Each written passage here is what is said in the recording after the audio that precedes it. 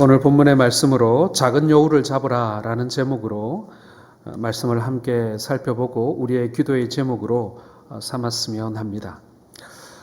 우리 지난주부터 2021년도 복 있는 사람 큐티 교재를 교회에서 판매하고 있습니다. 여러분 꼭 한 권씩 사셔서 새벽 기도할 때도 사용을 하시고요. 물론 큐티 할 때는 당연히 사용하셔야 되고요. 그리고 우리가 앞으로 이제 코로나가 좀 진정되면 우리가 목장 모임도 할 텐데 그때도 그 책을 사용하게 될 것이고요. 그리고 이렇게 강의가 없는 날에는 수요일에도 큐티 본문으로 우리가 하나님 말씀을 상고하고 살펴보고자 합니다. 꼭 구입하시기를 부탁드리겠습니다. 그리고 추가해서 광고를 드리면요. 교회에서 큐티 교재 판매한 것과 동시에 또 그 1년 구독을 같이 신청할 수 있습니다. 매달 사셔도 되지만 또 정기 구독하시는 분들도 많이 있었으면 좋겠습니다.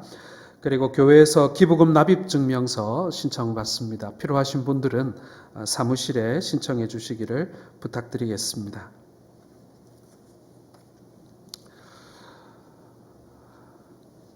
(2013년도부터) 8년 동안 진행되어진 국가적인 과학 프로젝트가 하나 있었습니다. 여러분 혹시 기억나시는지 모르겠습니다만은 두 번의 실패 후에 세 번째 발사에 성공한 우주 로켓 라로호를 여러분 기억하실 것입니다. 두 번째 실패 후에 세 번째 성공한 그런 로켓 발사 프로젝트였습니다.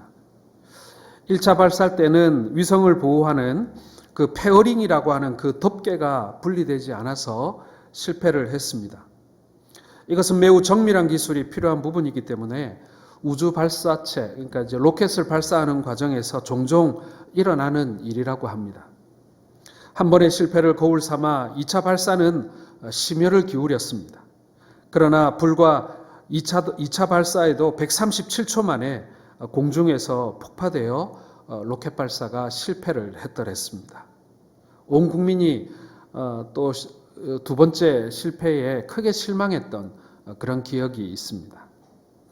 자, 그래서 그 2차 발사의 그 실패 원인을 또 3개월 동안 과학자들이 조사를 했는데요.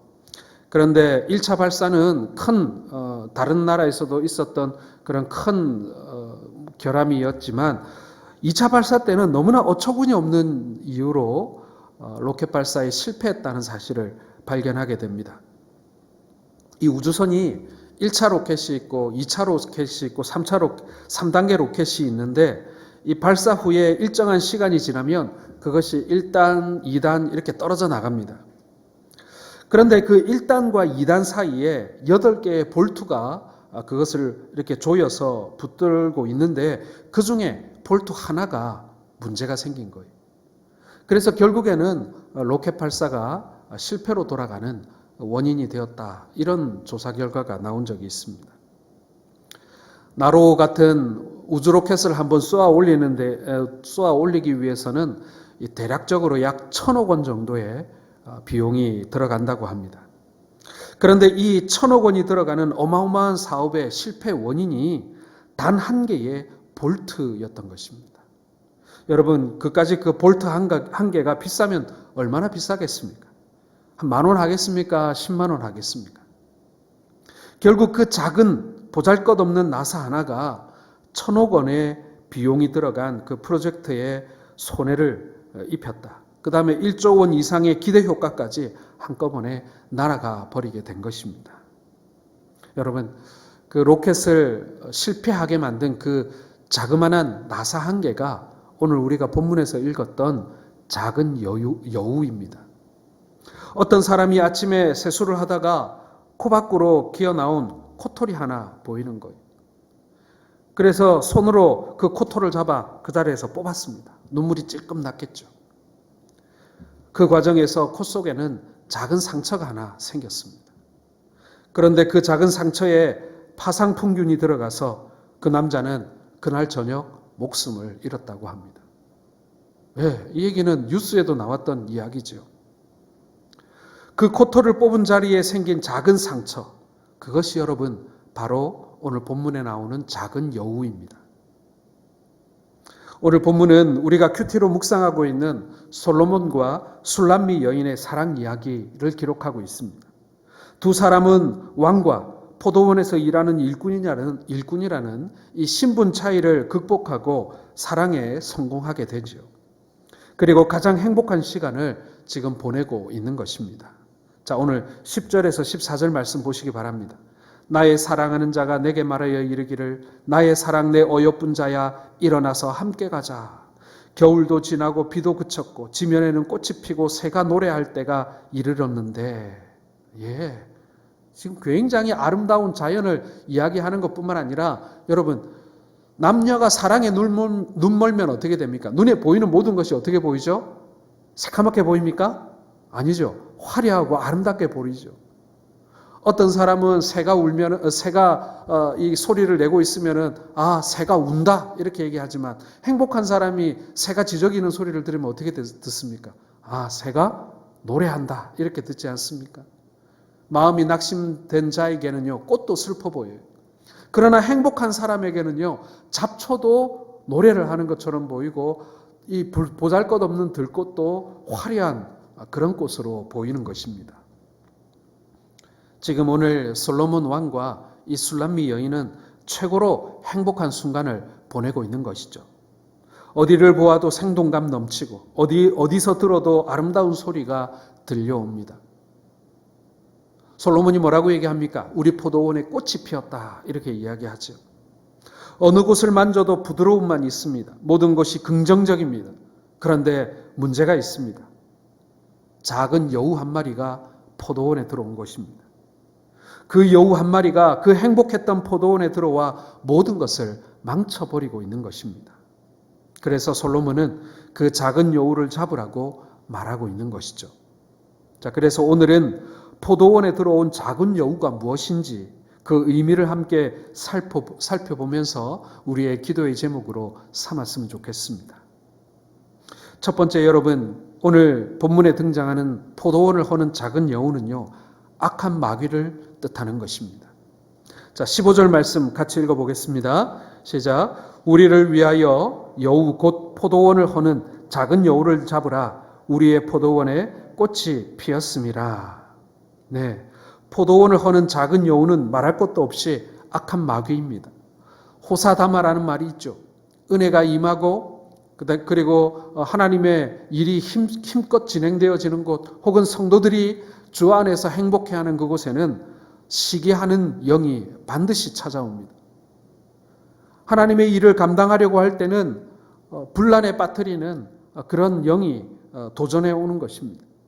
에덴 동산이란 포도원을 헐어버린 것도 에덴 동산이라는 포도원을 헐어버린 것 역시도 이 마귀 사탄입니다. 아담과 하와가 살고 있는 행복한 가정을 헐어버린 것도 이 작은 여우 마귀입니다. 여러분, 포도원은 교회를 상징하기도 합니다. 포도원은 가정을 상징하기도 합니다. 또한 포도원은 예수님을 믿는 우리의 마음을 뜻하기도 하는 것입니다. 그런데 그 포도원에 작은 여우 마귀가 들어오게 되면 그곳이 파괴되고 어지러워지고 그리고 오염되기 시작한다는 얘기입니다. 요한복음 10장 10절에 도둑이 오는 것은 도둑질하고 죽이고 멸망시키려는 것뿐이요 내가 온 것은 양으로 생명을 얻게 하고 더 풍성히 얻게 하려는 것이라.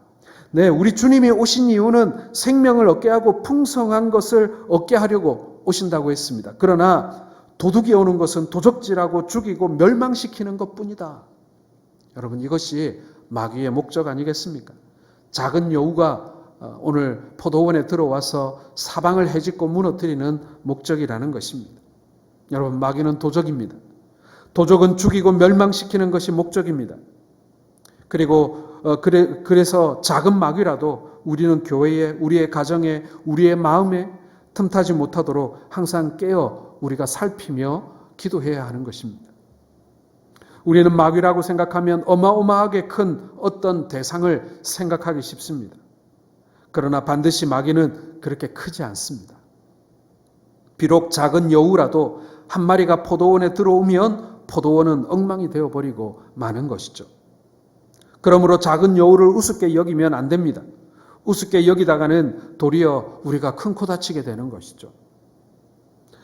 어떤 나라가 전쟁에 나갔다가 다른 나라에게 패하고 맙니다.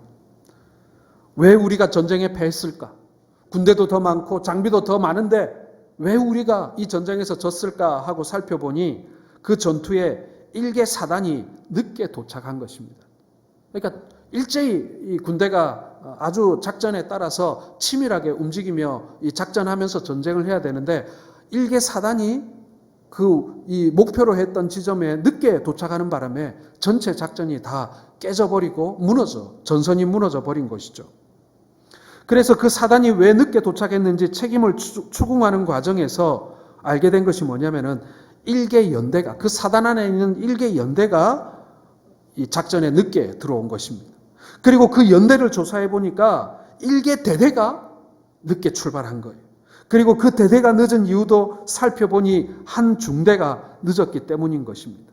그리고 그 중대는 한 개 소대 때문에 문제가 생겼고 그 소대가 문제가 생긴 이유는 단 한 명의 병사가 일찍 준비를 못하고 자기 총을 잃어버리고 그렇게 해서 그 소대가 일찍 중대에 합류하지 못함으로 인해서 줄줄이 중대가, 대대가, 그리고 연대가, 사단이 출동에 늦어지는 원인이 되었다라는 것입니다. 여러분, 이거 농담 같은 이야기입니다만은 얼마든지 그렇게 될 수가 있습니다. 결국 한 명이 늦은 것이 한 나라가 패배하는 엄청난 결과를 가져오게 된 것입니다. 성경에도 그런 사건이 있지요. 여호수아가 가나안의 첫 성이었던 여리고성을 멋지게 무너뜨립니다. 하루에 한 바퀴씩 7일째 되는 날에는 7바퀴씩 그 여리고성을 돌고 큰 소리를 외치자 그 견고했던 여리고성이 무너지고 맙니다. 실로 엄청난 일이죠. 여호수아는 그 여세를 몰아서 아이성을 공격했습니다. 그 아이성은 이 여리고성에 비하면 아주 보잘것없는 성이었어요. 군사도 몇 명 없었습니다. 조족지혈이라고 하죠. 정말 우습게 보였습니다. 그런데 여호수아와 이스라엘 백성들은 그 아이성 전투에서 무참히 패하고 맙니다. 전혀 생각해보지 않았던 패배였습니다. 그래서 너무 궁금한 거예요. 우리가 이 여리고 전투도 이겼는데 우리가 이 보잘것없는 아이성에서 우리가 왜 패배했는가? 이유가 뭘까? 백성들이 주님께 물었습니다. 그 원인을 밝히기 위해서 하나님 앞에 기도하고 제비를 뽑는데 아간이 범한 죄를 발견하게 된 것입니다. 아간이 시날산의 외투 한 벌과 은과 금덩어리를 탐내어 숨긴 것이 이 아이성에서 처참하게 이스라엘이 패배한 원인이었던 것입니다. 한 사람의 범죄함이 온 민족이 위기에 빠지는 결과를 얻었다라는 것이죠. 사랑하는 성도 여러분, 오늘 마귀는 작은 여우의 모습으로 우리 공동체를 무너뜨리려고 합니다. 우리는 작은 헌금을 하면서 이런 생각이 들 때가 있습니다. 아니, 이 작은 나의 헌금이 교회에 혹은 하나님 나라에 무슨 도움이 되겠어? 나중에 성공하면 내가 큰 돈을 헌금해야지. 여러분 혹시 그렇게 생각하시는 분이 있습니까? 여러분 그 생각은요, 죄송한 얘기지만 마귀가 준 작은 여우입니다. 결코 좋지 못한 생각이죠. 또 이렇게 생각하는 사람도 있을 것입니다. 나 한 사람 좀 예배에 빠진다고 무슨 큰일이 일어나겠어. 그러나 그 생각 역시도 마귀가 주는 작은 여우입니다. 여러분이 전부입니다. 여러분이 예배에 빠지거나 혹은 예배 시간에 늦거나 혹은 우리가 전심을 다하여 하나님 앞에 예배하지 못하는 그 순간 우리가 함께 드리는 이 예배가 우리 이 예배 전체가 무너질 수도 있다는 것입니다. 우리 교회가 하나님의 큰 일을 하나님의 위대한 일에 감당하기 위해서 우리가 헌신하고 힘을 모으고 나섰지만은 여러분 정말 자그마한 구멍에서 우리가 함께 무너져 버릴 수도 있다라는 사실을 우리는 항상 기억해야 하는 것입니다. 결국 우리의 예배가 온전히 하나님께 드려질 수 없는 원인이 사실은 큰 일이 아니라 작은 일일 수도 있다라는 것입니다. 그러므로 여러분, 악한 마귀가 주는 작은 여우 같은 생각들, 보잘것없는 나 하나쯤은, 여러분 이런 생각들을 우리가 항상 경계해야 한다라는 것입니다. 사랑하는 성도 여러분, 우리의 가정을 또 나의 마음을 그리고 우리의 교회를 허는 작은 여우는요, 생각보다 무섭거나 그리고 큰 것이 아닙니다. 우리가 쉽게 용납하는 그 작은 구멍이 바로 작은 여우가 되어서 우리 온 믿음의 터전을, 포도원을 엉망으로 만들어버리는 것이죠. 여러분, 그런 작은 여우를 잡아내시는 우리 모든 성도들 되시기를 바랍니다. 두 번째로 여러분, 포도원을 허는 작은 여우는요, 나 자신일 때가 많이 있습니다. 자, 16절 보겠습니다. 내 사랑하는 자는 내게 속하였고 나는 그에게 속하였도다. 그가 백합화 가운데서 양떼를 먹이는구나. 여러분, 여기서 그가라는 이 사람은요, 술람미를 말합니다. 솔로몬 곁에 술람미 여인은 지금 아무 문제가 없어요. 자신에게 주어진 역할을 잘 감당하고 있습니다. 최선을 다해서 자신에게 주어진 포도원직이라는 역할을 잘 감당하고 있어요.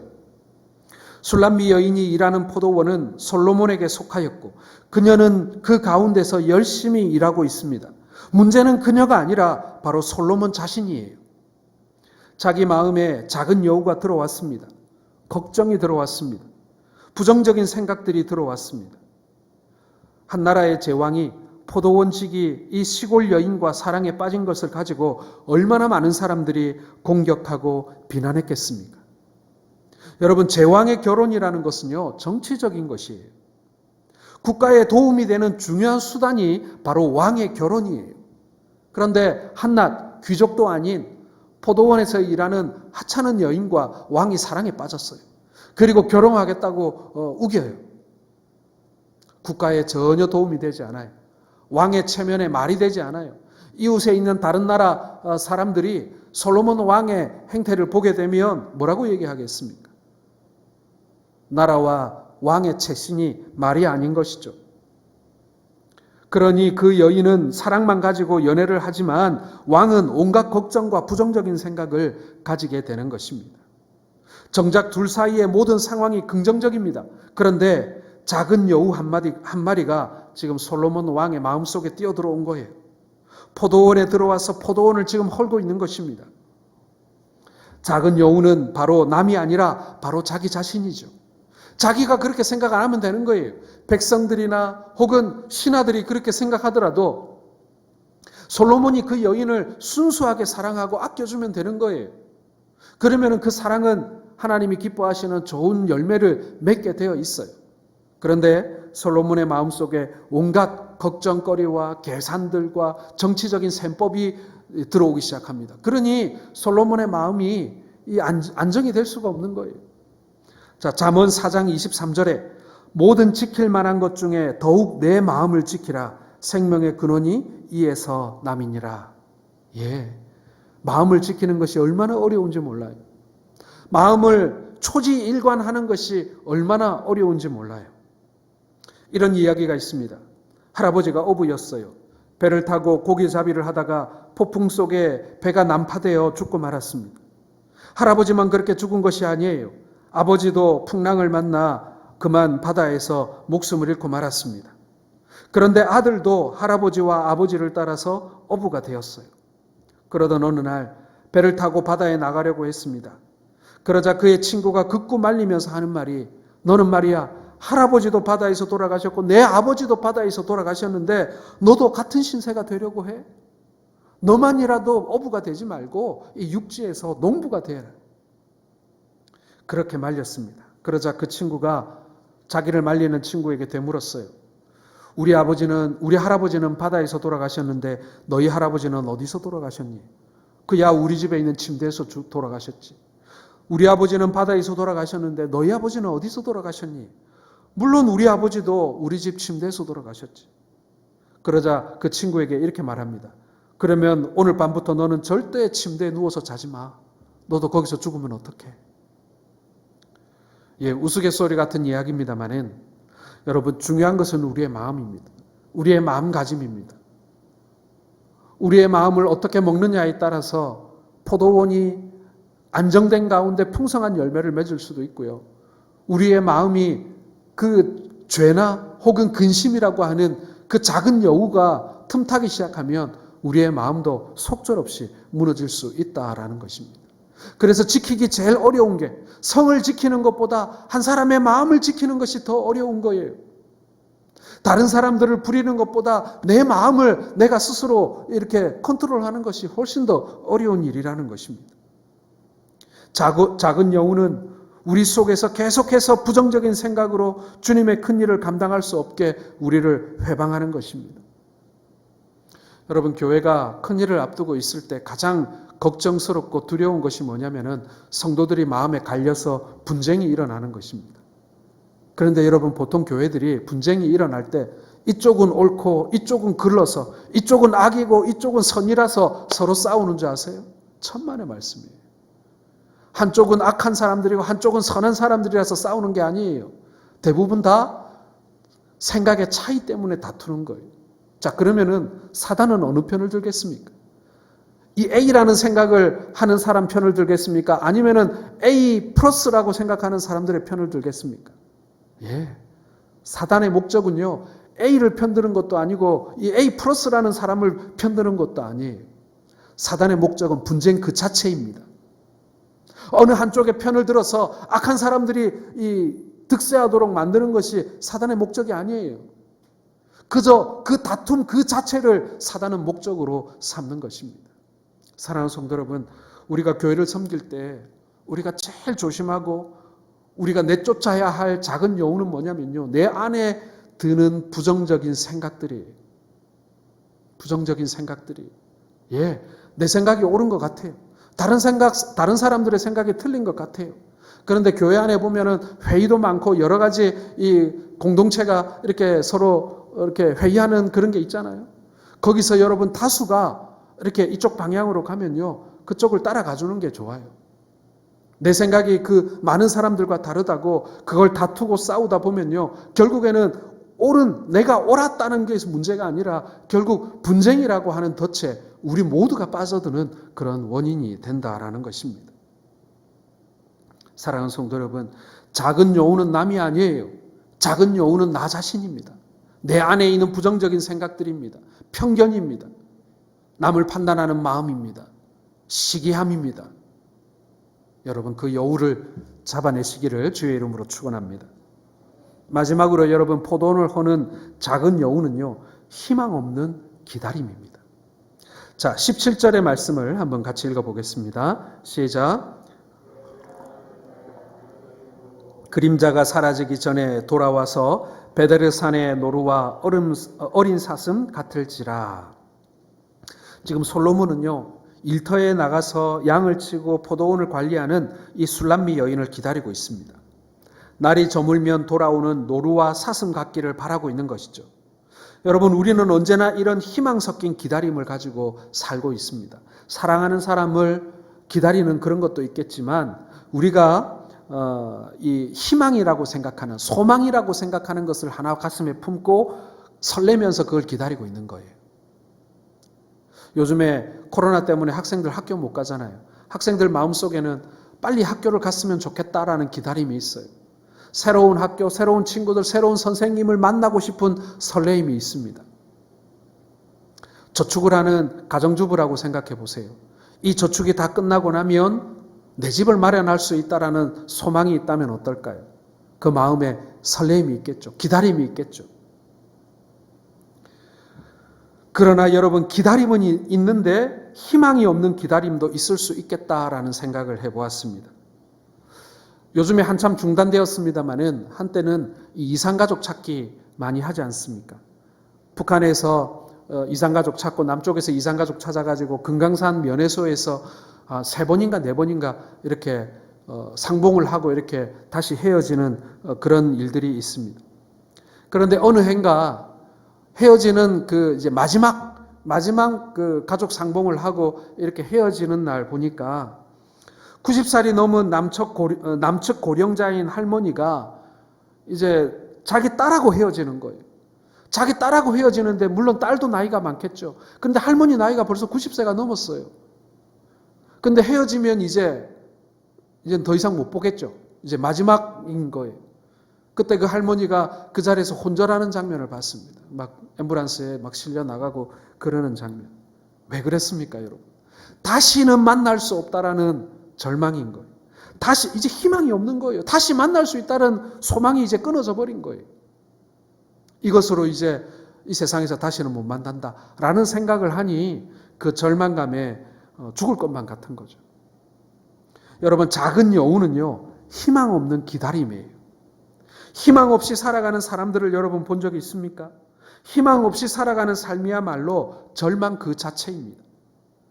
사람은 희망을 가지고 살도록 지음을 받았습니다. 제가 전에 설교 시간에 한번 이야기한 적도 있는데요.